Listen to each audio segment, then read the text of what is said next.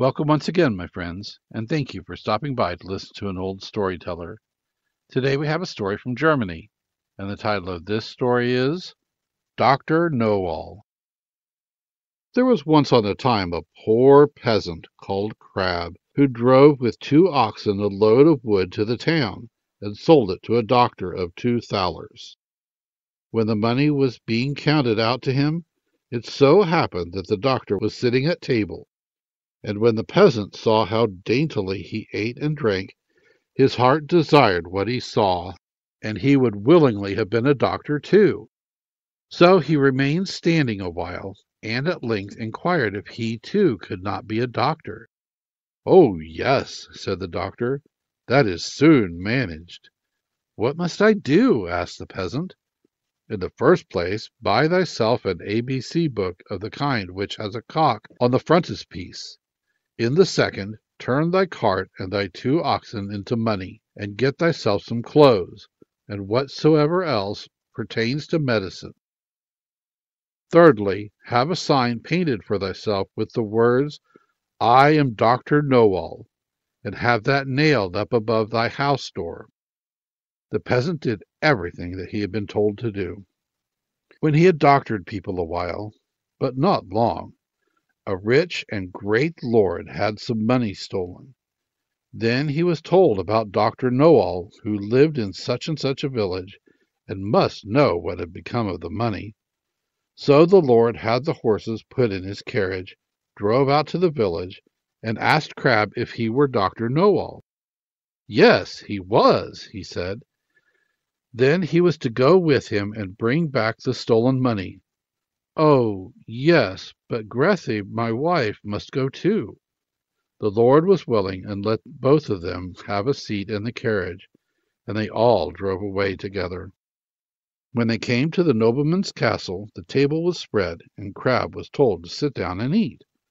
"Yes, but my wife Grethie too," said he, and he seated himself with her at the table.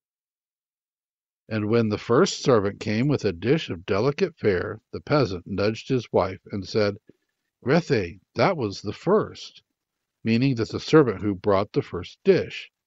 The servant, however, thought he intended by that to say, "That is the first thief," and as he actually was so, he was terrified, and said to his comrade outside, "The doctor knows all. We shall fare ill. He said I was the first." The second did not want to go in at all, but was forced. So when he went in with his dish, the peasant nudged his wife and said, "Grethie, that is the second." This servant was just as much alarmed, and he got out. The third did not fare better, for the peasant again said, "Grethie, that is the third." The fourth had to carry in a dish that was covered, and the lord told the doctor that he was to show his skill and guess what was beneath the cover. The doctor looked at the dish, had no idea what to say, and cried, "Oh, poor Crab." When the lord heard that, he cried, "There, he knows it.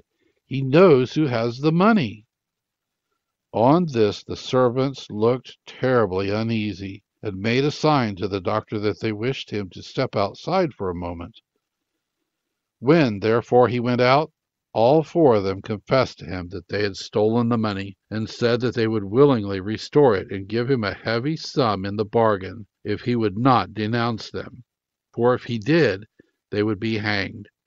They led him to the spot where the money was concealed.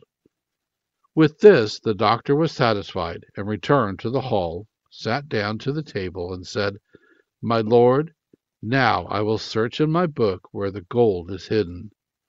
The fifth servant, however, crept into the stove to hear if the doctor knew still more. The doctor, however, sat still and opened his ABC book, turned the pages backwards and forwards, and looked for the cock. As he could not find it immediately, he said, "I know you are there, so you had better show yourself." Then the fellow in the stove thought that the doctor meant him, and, full of terror, sprang out, crying, That man knows everything." Then Dr. Knowall showed the Count where the money was, but did not say who had stolen it, and received from both sides much money in reward, and became a renowned man. Thank you once again for listening to this story. If you enjoyed this story, please press that like button. Also, please help an old storyteller out by subscribing to my channel.